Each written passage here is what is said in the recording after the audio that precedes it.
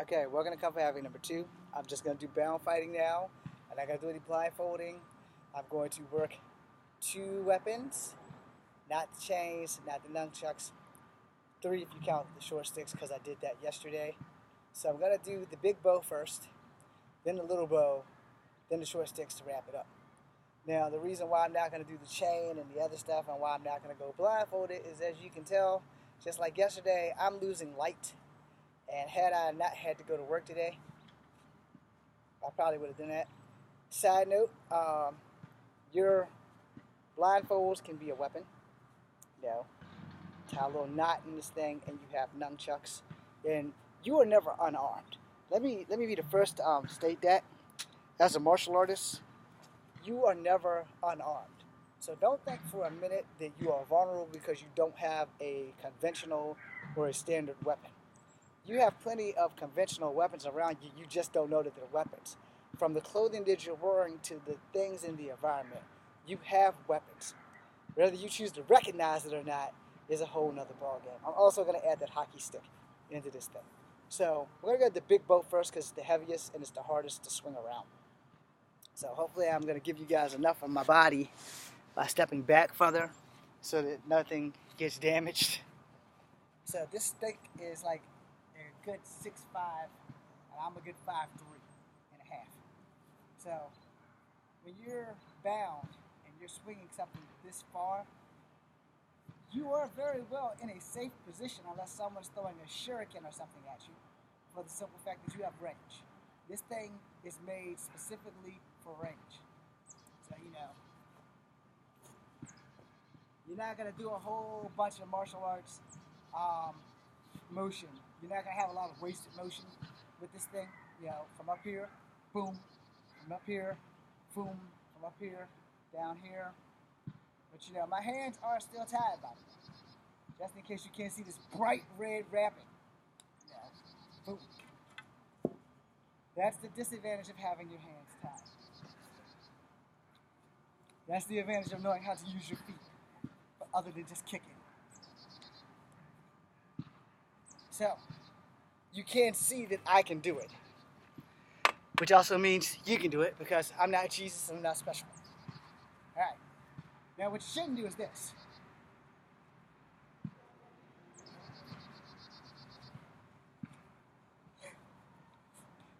I know. But you're doing it, James. James is an expert, and James knows what the fuck he's doing. But even an expert can make a mistake. This is to simulate the pike. In Japan, the pike was used from horseback for most of the time. And if not horseback, many of the guards had them because they were ranged. A lot of people give ranged weapons little to no credit, or what they like to say is, if you have a weapon for range, you just suck at fighting.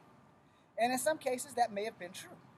But the thing about having the weapon with range is, it doesn't matter if you suck at fighting, because you have range. You're not going to have to worry about doing this crap when you have range. When you're constantly impaling people, you're taking off heads. They're not going to be worried about your fighting skills. But like I tell you all the time, fighting with your hands tied is a whole nother ballgame. Again, if you haven't tried this or been training in this, I advise you not to do this. That can happen. You better learn how to use your shit. So again, high, medium, low. High, medium, low. Here's the whirl. See, the transition has to be fluent, or your ass is going to be fluent on the ground. So, finally, we'll do one short stick because it's easier to do one short stick versus 2 or 3 of them. And again, in a real fight, you're never going to whirl that stick except maybe at the beginning. You might want to feel your grip. So, there. That's why you're not going to be whirling that shit in combat. In combat, you have one mission: survive. boom, boom. That there, not an option. Even dropped it with my good hand.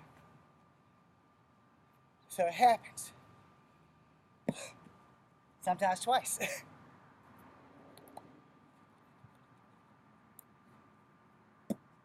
Now you see why. So let's say you don't have a weapon and your hands are tied. This is why I said you have weapons even though you don't know you have weapons. Your boundings, they are your weapon. Guys coming at you with a strike, like a chop, you have a block right there. You have a block here, you have a block here, you have a block here, you have a block here. Now what do? After you block? You return the favor. So he's on this side, block, kick, block, kick. Keep it simple. Yeah, if you watch the other video, you'll see me doing stuff like this. Alright? Got a little bit more comfortable with this today than I was yesterday. Still not comfortable with that left. Guys running at you. Outside, crescent kick, going out. Other side. You have to learn your body mechanics. So now, we're going to talk about body mechanics. Yes, I'm slightly winded. That's why we're going to talk about body mechanics. Okay, so your body mechanics work on the principle of how it is designed from birth to death. A lot of people don't know how their body works. And if you don't know how your body works, you're in a world of hurt, okay? You and only you know your physical and your mental limitations. Understand that. You and only you. Now, my jumping spin kicks from the left side, they suck. My hip replacement has wiped out all of my aerial lefts. So when it comes to left kicks and shit, this is it. Boom, boom. Because the right kicks, I got a little bit more stuff that I can do. Sequence attack, I can still get that tornado kick in there. This side, I can still get that tornado kick in there. But it doesn't look as cool as it used to. So, you know. Boom. So it also hurts like shit. Because of the hip replacement and impact. But it doesn't make me any less dangerous to a person. In fact, it makes you more dangerous because of the fear factor of my hands are tied. As I said yesterday, you know, this here is a bad idea from Jump Street. This is where I strongly recommended you run for your life. Because it's a lot easier to run with your hands tied behind you than it is to put up a fight. Now, let's keep it real. In the events where you have nowhere to run, you got two choices. Get good or get dead. I'm old school. I ain't about getting dead. Now granted, I can't catch bullets in my teeth. I'm not Bruce Leroy. But I'm pretty sure I can handle myself if I can stay calm enough in the situation to fight. You know, so my hands are tied. I know they're tied. My person who's fighting me knows that they're tied. So I better get damn good with my feet. Keep it simple. Yeah. I think y'all gonna hear some popping there. You know, guys running at you, sidestep, boom. Sidestep, boom. But you have to be prepared because they may not always come at you in a regular or orthodox fighting style. So, you know, crescent kick out. Crescent kick out. Front kick. Front kick. Now, as you know, if you're a martial artist, a lot of fights work on momentum. If a guy's running at you, my ear itches and I can't scratch it. If a guy's running at you at full speed, a simple straight front kick, boom, will more than likely level your opponent. However, the momentum may take you down with him, unless it stops him cold. I have pulled off shit where kicks have stopped people cold. Sometimes that shit doesn't work though. So, you know, hands are tied. I don't recommend this. Kick. Boom. I mean, you just see me do it, but there's no one here to have resistance or conflict on. But in a real fight, I don't recommend you doing that shit. I recommend you do what you gotta do to survive. But let's pray that you're never like this. But in the event that you are, when they're running at you, that's a side kick. It's got a little hook to it, but that's my side kick. Coming at you again, that's a front kick, my weakest leg. Truth be told, there's no such thing as a weak part of your body. It's just a weak part in your mind. So yeah, I have physical limitations due to my hip replacement, but that does not change the fact that it can still be done. Jumping front kick. Boom. It's a good chance that I kick a guy who's solid, and I go down, he comes down too. He comes on top of me, my ass is as good as grass because my hands are tied behind my back. So let's keep that shit real. When you want to kick them and they're coming at you, you want to kick them in a spot that's going to do damage.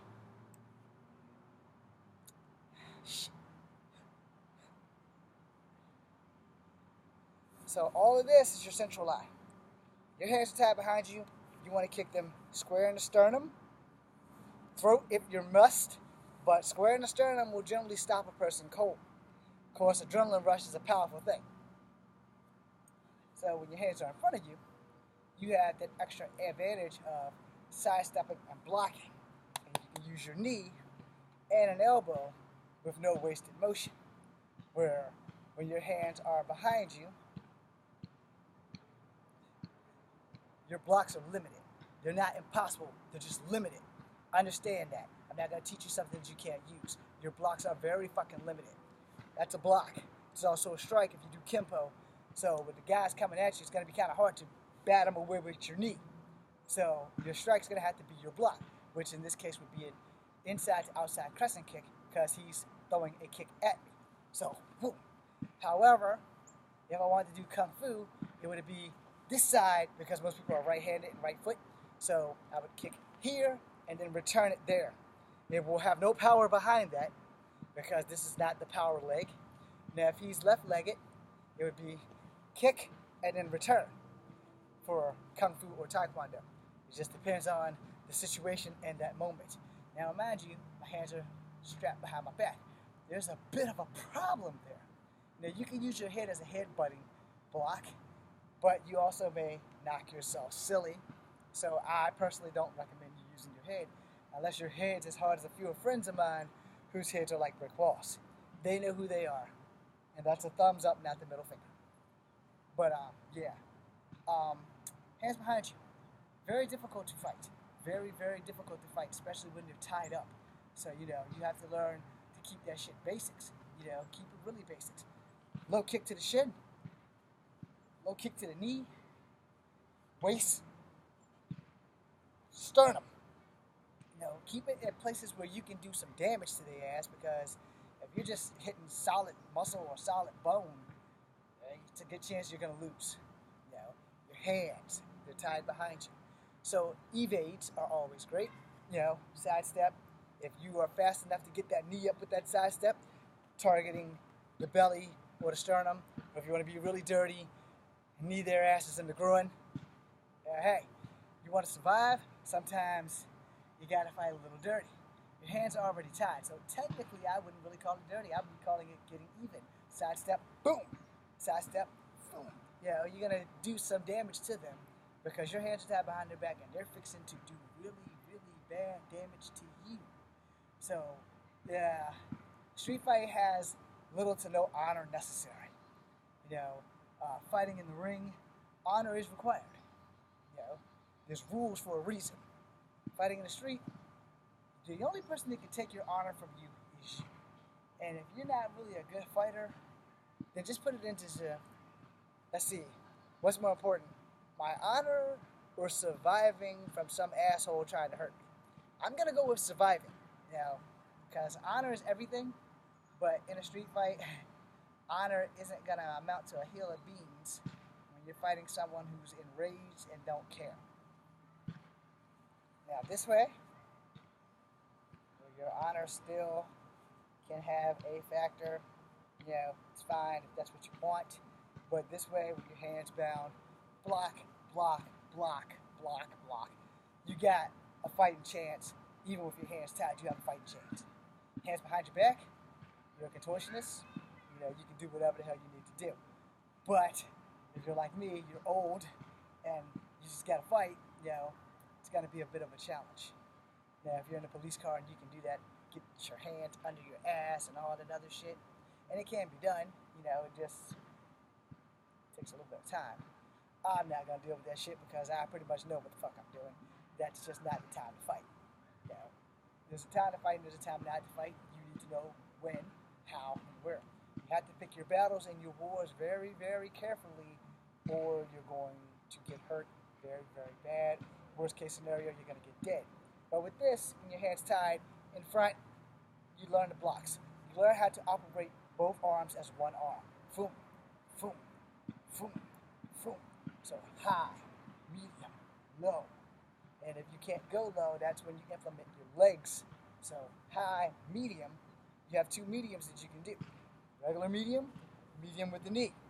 So it also depends on the fighting style the person's using. If they're just coming at you like some kind of freaking maniac, judo can help, because they're going to throw this punch. So you can block, grab, twist, pull, and flip their ass over with a hip toss. Or you can block and lock their shit down with your binding, and when they try to use the other hand, block and then drive in. But when you drive in, you want to drive in with everything you got, boom, and you want to hit like right above the genital area, into this bladder spot, or into the belly, or into the sternum. You want to hit them somewhere where you can get a reprieve of the danger that you're in. Now, in the event that you are lucky enough to grab them, and that's really lucky, if you're lucky enough to grab them, you want to grab them at a joint, like in the elbow, so you can lock it around there. Now they're bound. If you push down or pull some way or another, it's highly possible that you can control the fight now. It's highly possible that you can break them. This here is the hardest hands tying position right here, where your hands aren't just tied, but they're tied and they're crossed. So it's like you have no option but to use them as one machine. Alright? So boom, boom. This looks difficult because it is difficult. It sucks ass, plus you're pushing mad pressure. And you're going to probably lose circulation. And once you start losing circulation and your shit goes numb, it becomes a problem. So you want to end this fight as fast as you can. If you've ever been in handcuffs, you know those damn things can cut off circulation really, really quickly. So here, boom, here, boom. You got to learn how your blocks. See, I'm chained in a certain way. So for a high block, that way, pushing off works. Because not only am I blocking with my left hand, but I'm pushing it with my right. All right? So low block, same thing. My left hand is currently on top. That's making it the dominant hand. So I can do it this way. But that gives me a tactical advantage and disadvantage at the same time because I'm not predominantly left-handed. So here, I don't have a way of deflecting the next attack unless I've really been training hard, which I normally do. So here, switch the game. Alright? So that I went into crane, just in case anybody didn't recognize that. So here, I was going into crane. Because in crane, you do have a position where you're like this. However, I could also use that in Wing Chun or in Kung Fu, probably even Wushu, because the blocks are similar. Which, we're going to close out this video. I'm going to make one last video with none of this shit on. And it's just going to be talking martial arts stuff after I lock and load everything into my shit. So thanks for watching. It's Kung Fu Havoc number 2. Be seeing you.